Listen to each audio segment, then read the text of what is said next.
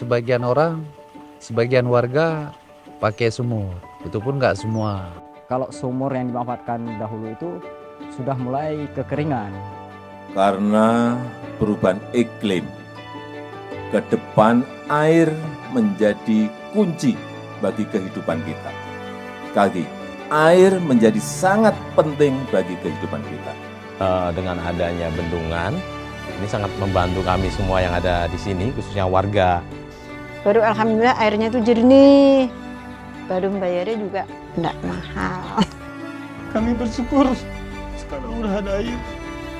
Dulu susah, zaman saya sekolah susah.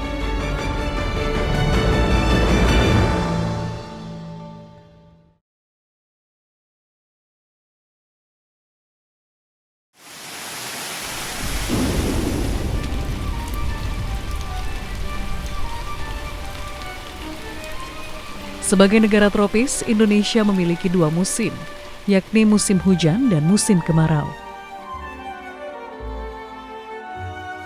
Kemarau panjang kerap menjadi momok bagi setiap wilayah di Indonesia karena berpotensi menimbulkan bencana seperti kebakaran hutan, krisis air, hingga pangan. Merespon fenomena ini, pemerintah membangun infrastruktur multiguna yang mampu menjawab tantangan besarnya resiko bencana dua musim di Indonesia. Ya, bendungan. Infrastruktur ini berperan penting, khususnya dalam manajemen sumber daya air dengan wilayah yang memiliki topografi seperti Indonesia. Ini kan kita tahu kondisi Indonesia dan global itu mengalami masalah dua. Satu kekeringan, dua banjir. Disinilah kemudian perlunya adalah keberadaan bendungan ya, untuk pengendali banjir dan juga untuk cadangan air di musim kemarau. Kedua, Indonesia ingin membangun swasembada pangan. Ya.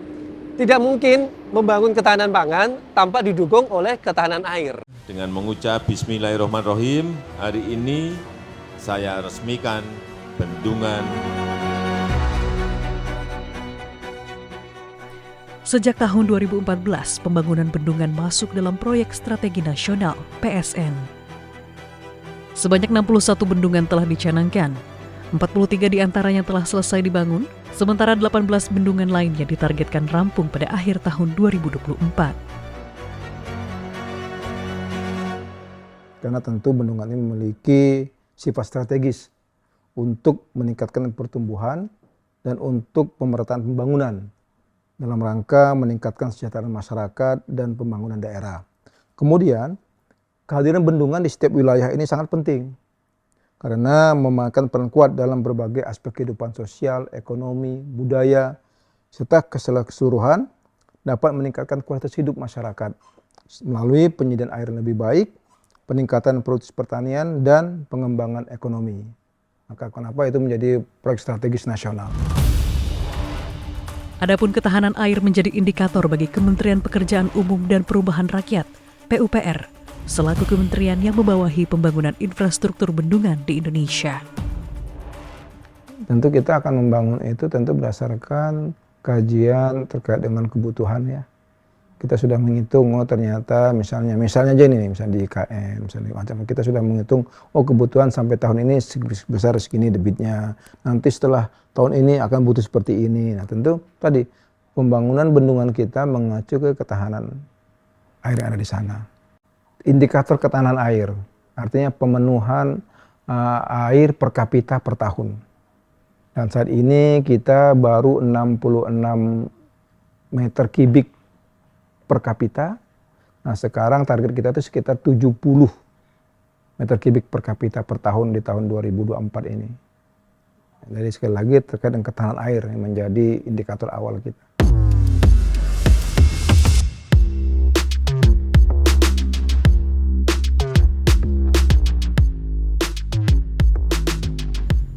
Untuk infrastruktur bendungan yang menyokong kebutuhan air bersih, Kementerian PUPR membangun infrastruktur intake di dalamnya, yaitu bangunan penyerap air dari bendungan untuk kemudian diolah dan dialirkan kepada masyarakat.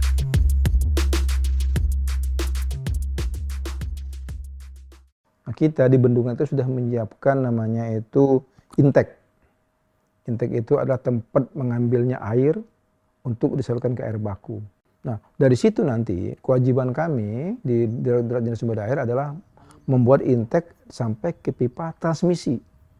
Pipa transmisi itu adalah pipa penghantar dari intake sampai ke WTP, sampai ke water treatment atau pengolahan TPA, IPA, instalasi pengolah air. Nah, sampai pipa ke situ itu menjadi tugas dari kami di Direktorat Sumber Daya Air. Pemerintah terus meningkatkan jumlah pembangunan bendungan di Indonesia. Dalam 5 tahun ke depan, sebanyak 30 bendungan akan hadir sebagai sumber kehidupan di beberapa wilayah di Indonesia. Itu sampai tahun 2029 sampai 2025 itu kita akan membangun 30 bendungan baru.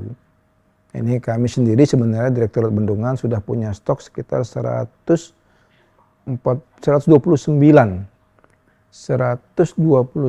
bendungan baru yang sudah kita kelompokkan berdasarkan redis kriterianya.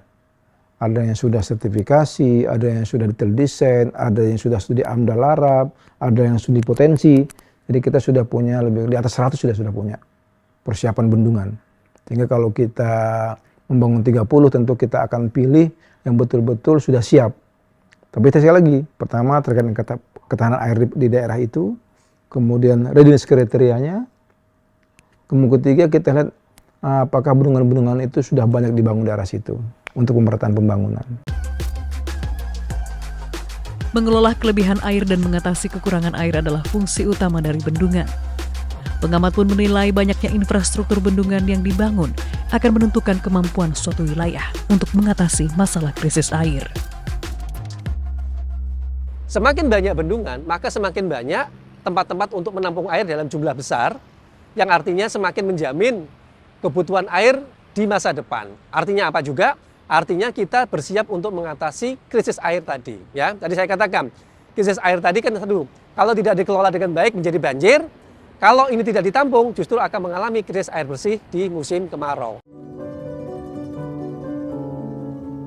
Krisis air juga sempat terjadi di salah satu pulau yang berada di wilayah 3T, yaitu Pulau Sabang. Hingga tahun 2013, warga setempat terpaksa membeli air untuk memenuhi kebutuhan sehari-hari.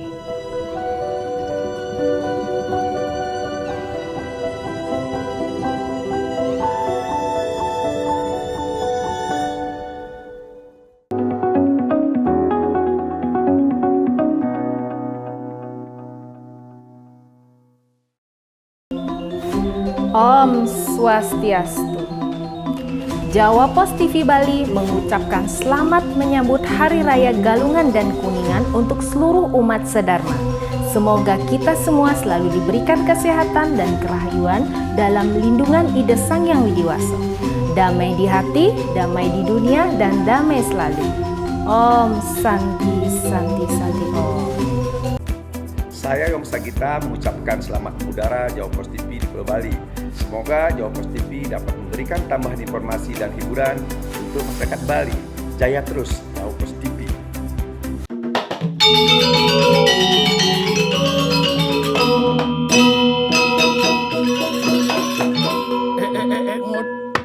Cai ki jone ngot jak bintit caro anak super sibuk duen.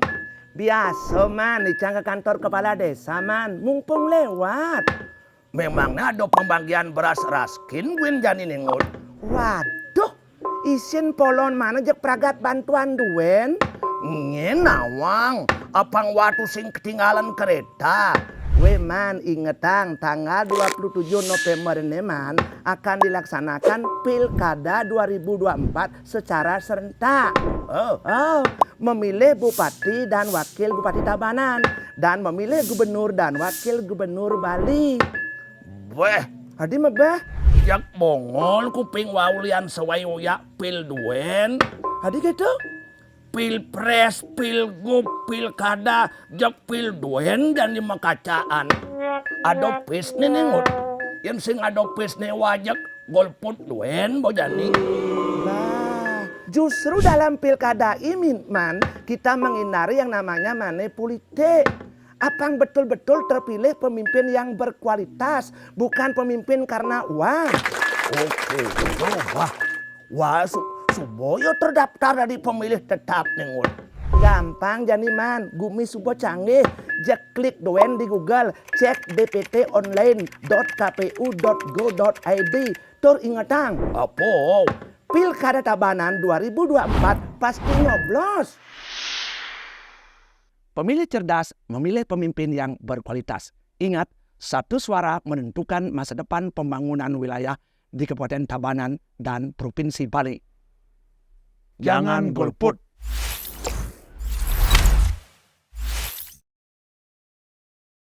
Kalau kita tanya bahwa pembentukan remaja tangguh itu bersih ada jawabannya. Kondisi ini bisa dikatakan hampir menyeluruh ya. Belum.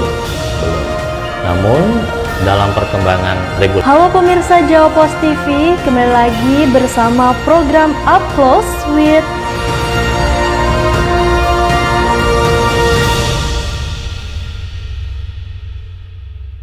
Oke, saya Imade Bololot mengucapkan selamat mengudaranya Jawa Pos TV di Bali. Semoga Jawa Pos TV bisa memberikan tambahan informasi yang lebih akurat dan segala bentuk macam pemberitaan yang kita butuhkan. Oke, selamat, jaya selalu Jawa Pos TV. Diakuinya Candi Borobudur sebagai situs warisan budaya dunia oleh UNESCO menjadi poin penting. Penyelenggara pemilu juga menjadi sorotan, terutama untuk memastikan kepercayaan masyarakat terhadap bisa kita interpretasikan sebagai adegan bela diri yang saling menjatuhkan. Ini yang menjadikan berbeda. Artinya ketika kita mendidik anak-anak,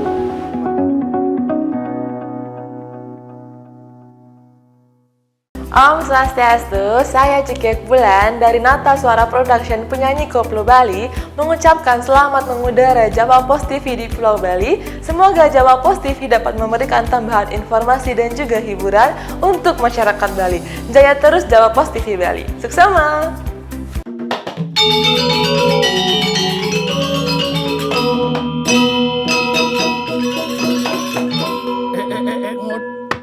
Cai kijo nih ngojek bintit caro anak super sibuk duen. Biasa man, dicang ke kantor kepala desa man, mumpung lewat.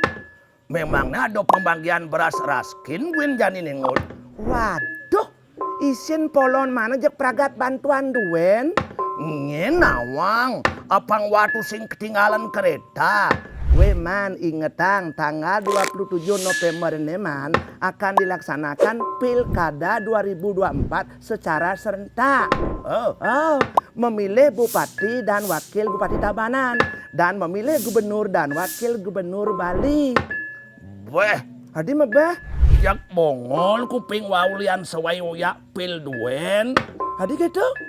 Pilpres, pilgub, pilkada, jak pil duen dan lima kacaan. Ada pis nih nengut. Yang sing ada pis nih wajak golput duen bojani. Nah, justru dalam pilkada ini man kita menghindari yang namanya manipulite. Apang betul-betul terpilih pemimpin yang berkualitas, bukan pemimpin karena uang. Oke, coba. Wah, Suboyo terdaftar dari pemilih tetap nih. Gampang janiman, gumi subo canggih. Jak klik doen di Google, cek dptonline.kpu.go.id. Tur ingetang, apa? Pilkada Tabanan 2024 pasti nyoblos. Pemilih cerdas memilih pemimpin yang berkualitas. Ingat, satu suara menentukan masa depan pembangunan wilayah di Kabupaten Tabanan dan Provinsi Bali. Jangan golput.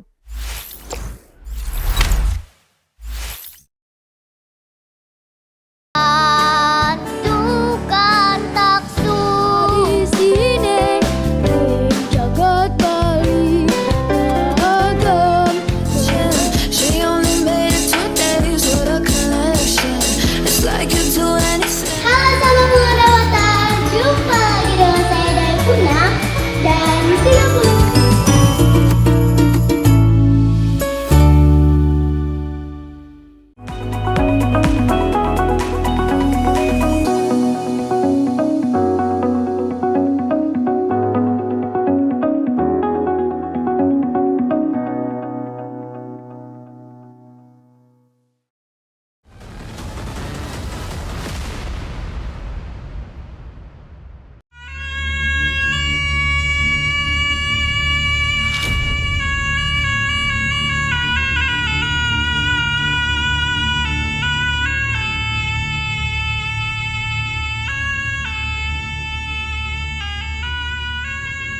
Oh, dulunya kita di sini sebagian orang, sebagian warga pakai sumur. Itu pun nggak semua. Tapi setelah ada bendungan, ya syukurlah nggak krisis lagi air warganya. Banyak manfaatnya.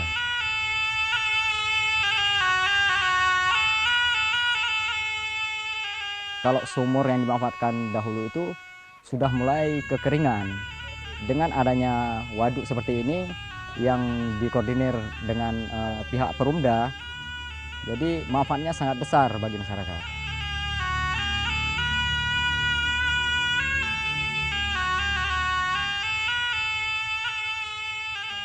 Sekarang udah sampai ke dapur dah ya, ke dapur masak, ke dapur rumah kan.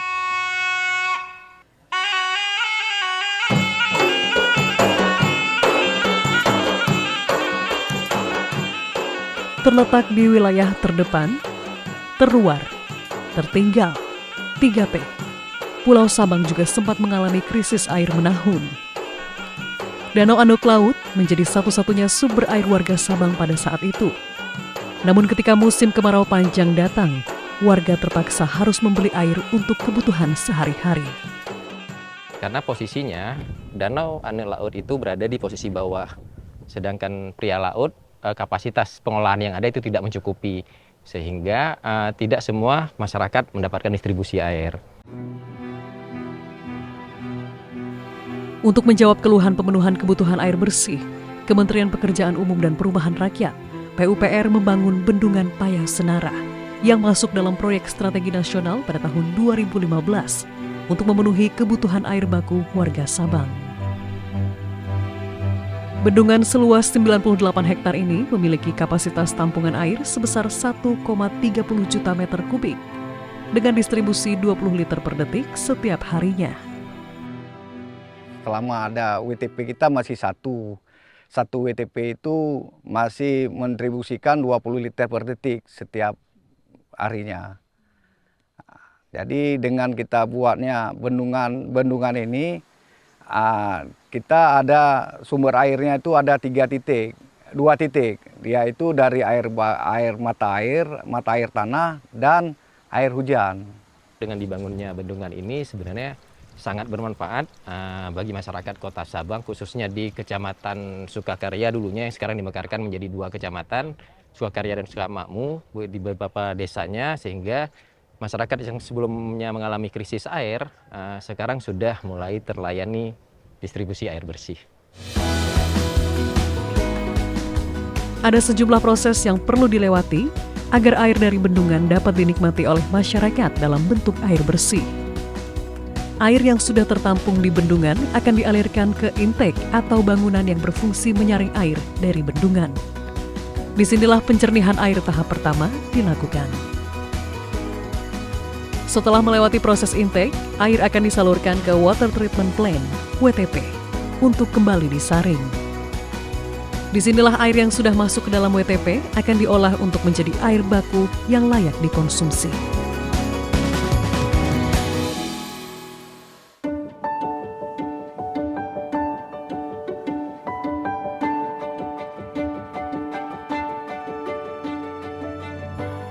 Inilah keluarga Sayuti. Selama puluhan tahun ia dan keluarga kecilnya berjuang menghadapi krisis air di Pulau Sabang. Namun kini Sayuti dan keluarganya tak lagi mengalami masalah kekurangan air bersih berkat kehadiran Bendungan Paya Senara sejak tahun 2015. Alhamdulillah sangat membantu kami, Bu. Sekarang ada bendungan, ada air, ada Bendungan Paya Senara, air ngalir lancar seperti di kota juga. Airnya 24 jam hidup. Bersyukur sekali, Bu, sama PDAM, sama pemerintah. Kami bersyukur sekarang udah ada air. Dulu susah, zaman saya sekolah susah.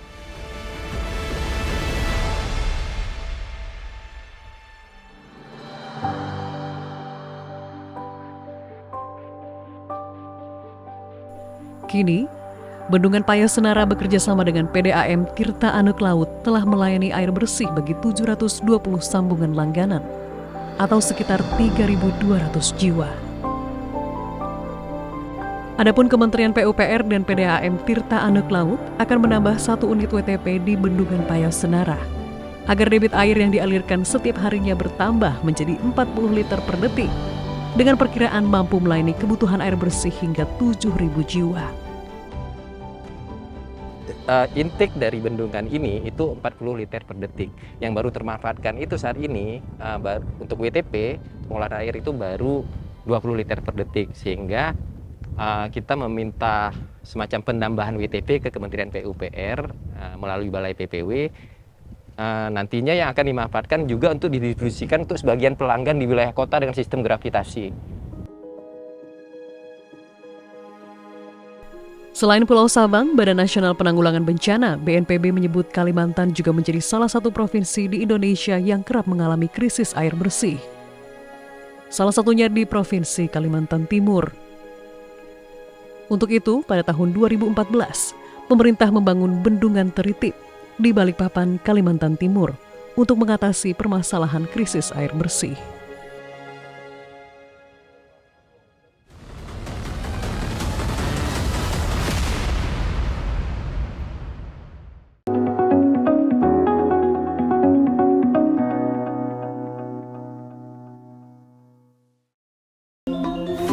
Om Swastiastu.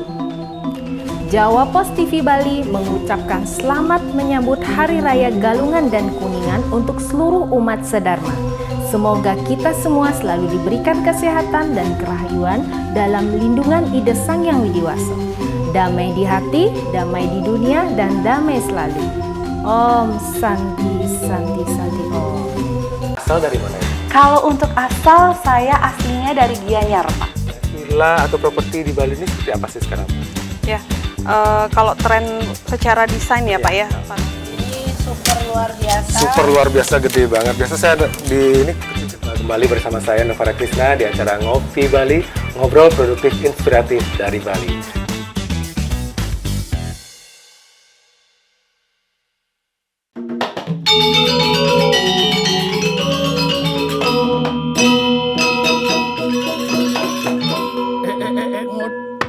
Cai kijo nih ngojek bintit caro anak super sibuk duen. Biasa man dicang ke kantor kepala desa man, mumpung lewat. Memangnya ada pembagian beras raskin guin jani nengut. Waduh, isin polon mana jek pragat bantuan duen. Ngenawang, apang waktu sing ketinggalan kereta. Man, ingetang tanggal 27 November ini man akan dilaksanakan Pilkada 2024 secara serentak. Memilih Bupati dan Wakil Bupati Tabanan dan memilih Gubernur dan Wakil Gubernur Bali. Weh, hadi mebeh jak bongol kuping waulian sewayoya pil duen. Hadi gitu. Pilpres, pilgub, pilkada, jak pil duen dan lima kacaan. Adopis nih nengut. Yang sing adopis nih wajak golput duen bojani. Nah, justru dalam pilkada ini man kita menghindari yang namanya politik. Apang betul-betul terpilih pemimpin yang berkualitas, bukan pemimpin karena uang. Oke, wah, Suboyo terdaftar dari pemilih tetap nengut. Gampang jani man, gumi subo canggih. Jak klik doen di Google, cek dptonline.kpu.go.id. Tur ingetang, apa? Pilkada Tabanan 2024 pasti nyoblos.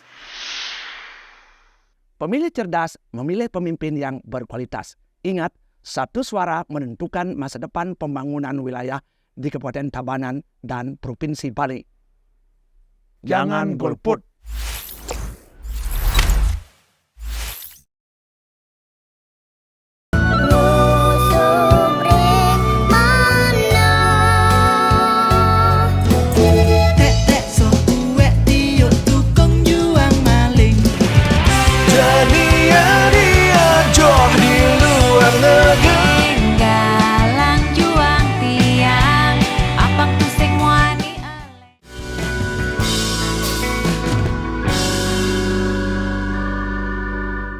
Halo, saya Cika dari Frontera Hospitality Service mengucapkan Selamat mengudara Jawa Pos TV di Pulau Bali. Semoga Jawa Pos TV dapat memberikan tambahan informasi dan hiburan untuk masyarakat Bali. Jaya terus Jawa Pos TV Bali. Diakuinya Candi Borobudur sebagai situs warisan budaya dunia oleh UNESCO menjadi poin penting. Penyelenggara pemilu juga menjadi sorotan, terutama untuk memastikan kepercayaan masyarakat terhadap bisa kita interpretasikan sebagai adegan bela diri yang saling menjadi. Ini yang menjadikan berbeda. Artinya ketika kita mendidik anak-anak,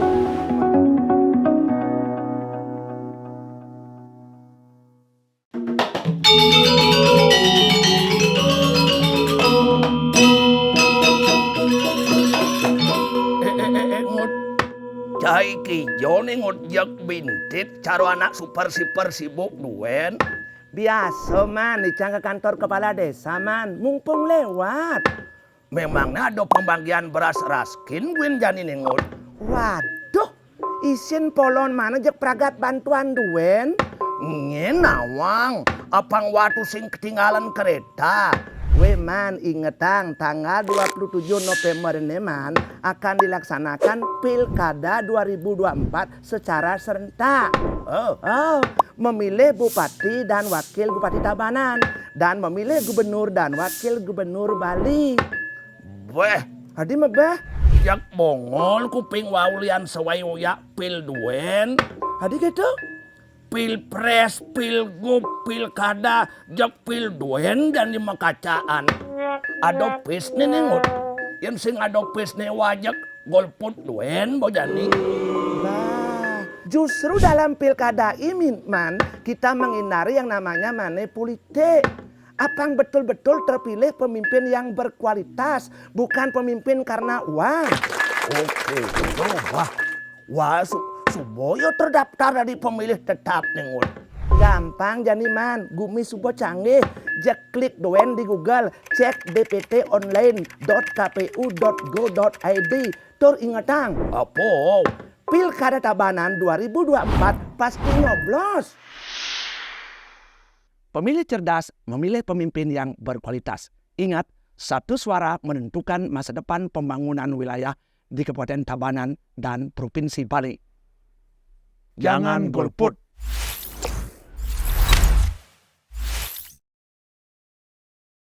Perhubungan Budi Karya Sumadi usai rapat terbatas evaluasi Stasiun Pasar Kombes Pol Wisnu Prabowo menjelaskan pelaku pembunuhan berinisial AAR menyerahkan diri setelah membuat ikan air tawar yang didominasi jenis ikan koi.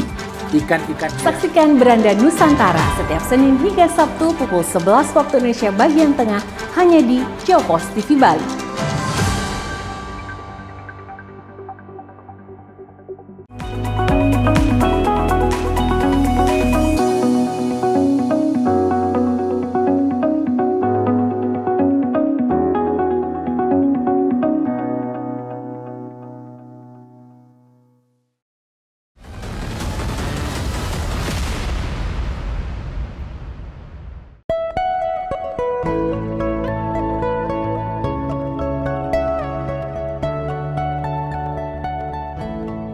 Krisis air bersih bukanlah fenomena baru bagi warga kota Balikpapan, Kalimantan Timur. Puluhan tahun warga sekitar berjibaku dengan keruhnya air yang digunakan untuk kebutuhan sehari-hari. Namun fenomena krisis air bersih tak lagi dirasakan sejak tahun 2019 ketika bendungan Teritip mulai beroperasi di kota minyak tersebut.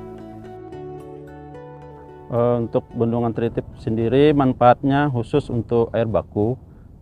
Ini sekitar 220 liter per detik kita ambil untuk disuplai ke wilayah Balikpapan Timur.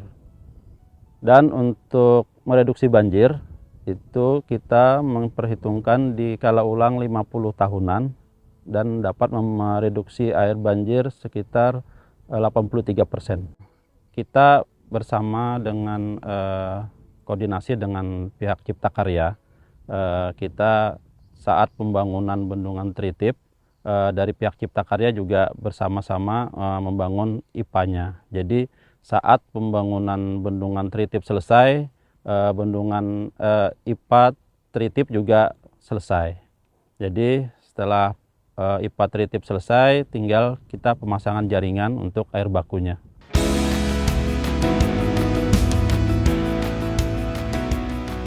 Bendungan seluas 333 hektar ini mampu mengalirkan air baku sebesar 220 liter per detik dengan daya tampung air hingga 2,4 juta meter kubik.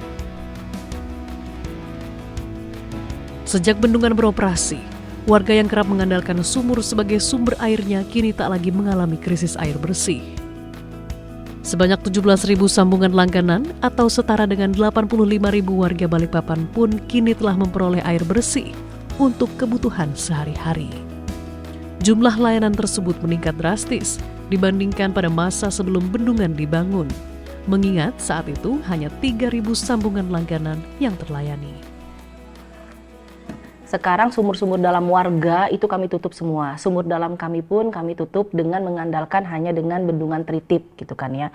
Jadi sebelumnya Mbak dengan pelayanan hanya 20 liter dengan masyarakat Tritip yang secara penduduk Balikpapan 15% gitu kan ya. Kami itu melayani dengan tangki, kemudian dengan mereka dengan sumur dalam sendiri.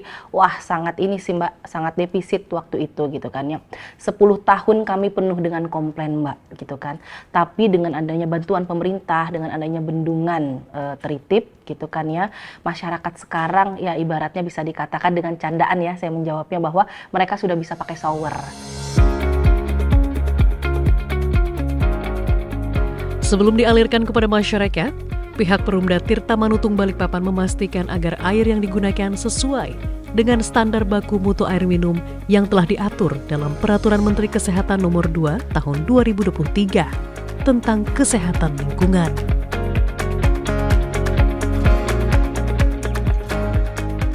Kami di instalasi IPA Tritip kami memiliki lab mini, tapi secara keseluruhan lab induk kami ada di wilayah Kampung Damai gitu kan ya. Itu sudah bersertifikat ISO 17025. Artinya sudah standar Kemenkes kami dalam melakukan pengolahan air gitu kan ya. Kemudian untuk mendistribusikan sampai dengan ke pelanggan, kami dengan pipanisasi, yaitu dari bendungan Tritip masuk ke dalam pengolahan kami, ke instalasi kami, kemudian di dalam instalasi di bak reservoir kami melakukan pembubuhan, kemudian setelah pembubuhan bahan kimia, disitulah kami melanjutkan dengan mengalirkan ke pelanggan dengan pipanisasi gitu kan. Dan itu selalu per 4 jam kami cek standar kualitas airnya, apakah ini memenuhi standar Kemenkes. Nah itu selalu dilaporkan oleh lab mini kami untuk ke lab induk gitu kan ya. Per 4 jam kami melakukan tes untuk kualitas air itu sendiri. Nyatanya, kehadiran bendungan Tritip berdampak signifikan terhadap kualitas hidup warga sekitar. Masyarakat yang dulunya kerap menghadapi permasalahan air keruh dari sumur bor dan sungai sebagai sumber air saat itu, kini sudah menikmati air dengan kualitas yang baik. Dulu kami pakai air sumur yang notabene di sini banyak bengkel, jadi airnya itu kadang bau, berkarat, di pakaian putih itu sangat kadang berkerak Mbak ya. Jadi kalau mayoritas dulu di sini penduduknya itu menggunakan air sumur ya Mbak ya, air sumur, kadang juga air sungai ya. Jadi ya itu yang kita gunakan sehari-hari untuk mandi, untuk aktivitas cuci dan lain sebagainya. Ya waktu bekas pakai air sumur bikinnya itu kan ya pakai muda lah, ini ribet banget lah.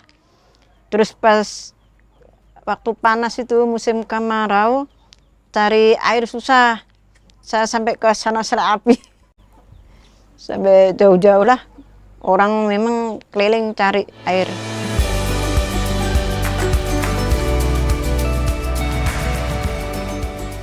Kami sangat berterima kasih dengan pemerintah, dengan adanya dibangun bendungan Tritip ini, kami merasakan dampaknya yang sangat kami rasakan ya. Sangat-sangat membantu ya untuk keberlangsungan warga ya, khususnya Balikpapan. Dengan adanya bendungan ini tentunya suplai air bersih itu tidak terkendala ya. Bersyukur alhamdulillah ada bendungan Tritip ini.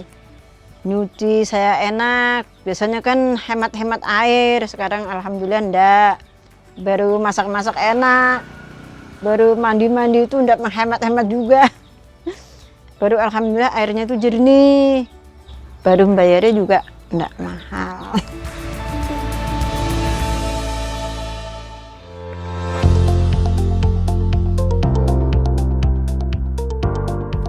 Demi memastikan kebutuhan air baku warga tetap terpenuhi dalam jangka waktu 50 tahun ke depan, bahkan lebih, pihak pengelola bendungan terus melakukan perawatan secara berkala.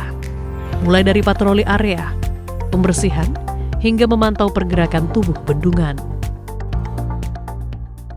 Setiap hari itu kita melaksanakan seperti pengecekan TMA, dan untuk setiap minggunya kita melaksanakan pemantauan instrumentasi. Untuk pemantauan instrumentasi ini kita laksanakan seminggu sekali ya Mbak ya. Itu fungsinya untuk memantau perilaku tubuh bendungan. Misalkan apakah ada pergerakan di tubuh bendungan itu sendiri atau tidak. Jadi kalau misalkan tekanan air pori juga, jadi kita memantau setiap seminggu sekali tekanan air pori dan pergerakan tubuh bendungan itu sendiri. Tidak kalah pentingnya yaitu pelumasan pada holocaust palep, yaitu HCP. Nah ini kita melakukannya harus rutin agar nanti pelaksanaannya tidak mengalami kendala waktu pembukaan dan penutupan pintu HCP tersebut. Apabila tidak dilaksanakan pelumasan, bisa terjadi aus pada ulir tersebut. Selain mengentaskan masalah krisis air bersih, sebagai infrastruktur multiguna, bendungan juga dapat dimanfaatkan untuk mengoptimalkan ketahanan pangan hingga mewujudkan energi bersih. Pembangunan bendungan kalau dioptimalkan dengan baik, justru dia menjadikan salah satu contoh pembangunan infrastruktur yang merupakan penerapan sila kelima, yaitu keadilan sosial bagi seluruh rakyat Indonesia. Dalam konteks apa? Dalam konteks pemerataan distribusi air baku untuk kebutuhan masyarakat, distribusi pengairan irigasi untuk pertanian, ya. Bahkan tadi pengembangan berikutnya, distribusi untuk energi baru terbarukan. Air sebagai salah satu elemen penting dalam kehidupan berperan penting untuk meningkatkan kualitas hidup yang lebih baik. Untuk itu, infrastruktur bendungan memiliki peran sentral dalam menjaga kestabilan kualitas air yang akan digunakan sehari-hari. Dengan demikian, maka menjaga air adalah bagian dari upaya untuk menjaga kehidupan.